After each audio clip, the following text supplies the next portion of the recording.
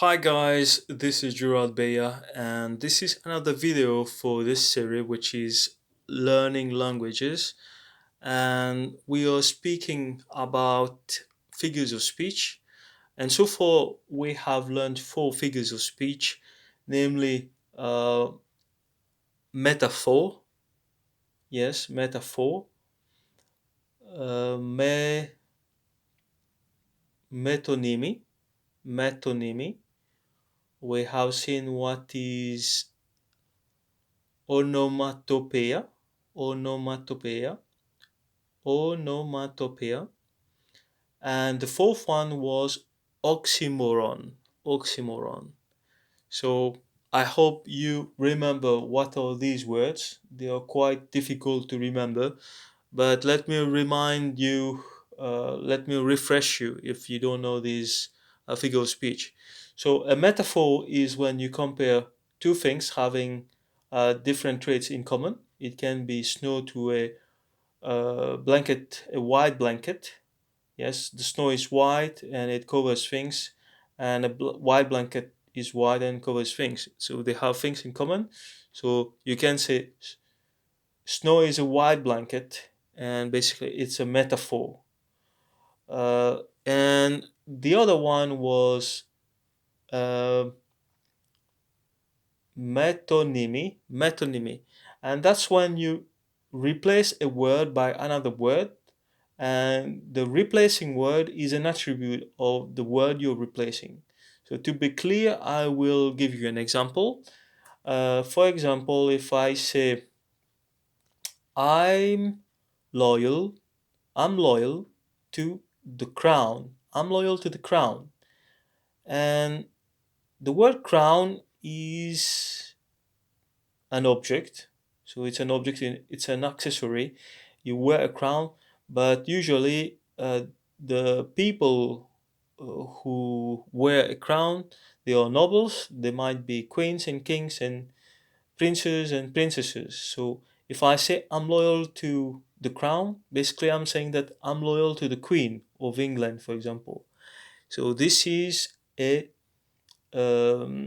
metonymy.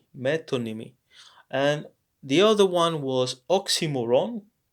Before we talk about oxymoron, let's see what's an onomatopoeia. An onomatopoeia is just a word that resembles the sound it makes. For example, if I say, my watch ticks loudly, and if you listen to your watch, you will hear the sound tick, tick, tick. So this is an example of an onomatopoeia.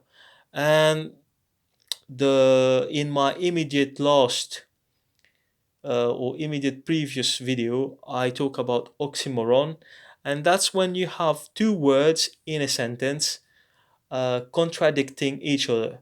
For example, if you say the comedian was seriously funny, and you cannot be serious and funny at the same time. But if you say this, you're actually amplifying the word funny, which is he was funny, he was funny, he was how, he was funny. This is an adjective here. And this seriously funny is an adverb amplifying the adjective. All right, so it means that they were making really a good job at making people laugh. So today we have a new figure of speech, and this is paradox. And now this is something that you've heard a lot. And I'll start this time not with a description. I'll just tell you one paradox. Never say never. Never say never. You've surely heard this. You surely heard this, yeah? And maybe I'm sorry.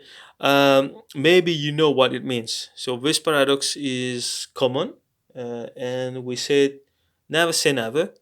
But let's see what is behind this word.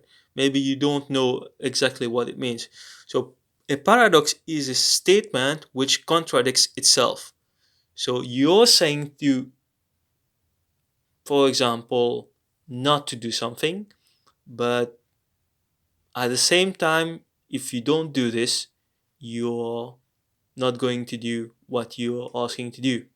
So this is the contradiction. So a paradox is a contradiction. Let's see some examples here. Uh, let's start with the last one. Never say never.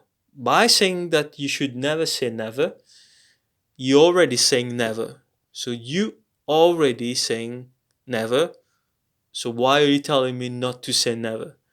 But this figure of speech is interesting. It's not useless. It's because there is an exception. There are exceptions. So it's the exception that confirms the rule, let's say. So never say never is the exception that confirms the rule. And so nobody goes to to that restaurant. Nobody goes to that restaurant. Uh, it's too crowded. So nobody goes to that restaurant. It's too crowded. So if nobody goes to that restaurant, how can it be crowded? But at the same time, you mean that people are not going there because it's always crowded. It's like saying that don't go to McDonald's because it's always crowded. But at the same time, everybody are craving for Big Macs and Mac food, and so they cannot stop themselves. They cannot help themselves from going there. So nobody goes to that restaurant because we know that we know that we'll have to wait in queues in lines for a long time, but still we're going. So nobody goes there, but everybody goes there. So that's the paradox. And don't go near the water till you've learned how to swim. So don't go near the water till you've learned how to swim. But at the same time, you cannot learn how to swim if you don't go near the water. You need to learn to swim in water. But at the same time, you want to how would say to warn that person that water is dangerous. And if you want to learn how to swim, you need absolutely the supervision of someone who can help you in the event that you are in difficulties. So, of drowning, for example. So don't go near the water till you've learned how to swim, is telling how dangerous it is.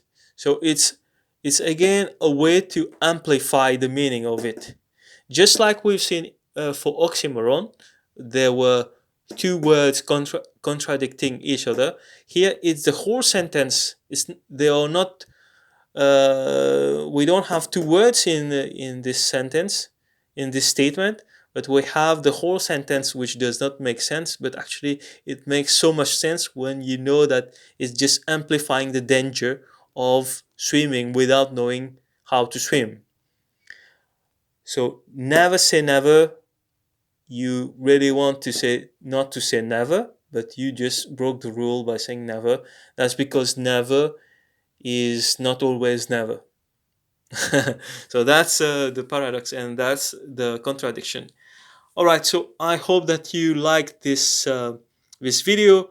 If it's the case, give it a thumb up, like this video, and share it with your friends. Share the knowledge. Sharing is caring, and subscribe if you haven't done it. This is a way you can support me. And frankly, I'm trying to make a living out of my videos, and I'm at my very beginning. So, well, your support is very much welcome. Thank you so much. Take care and see you next time. Cheers.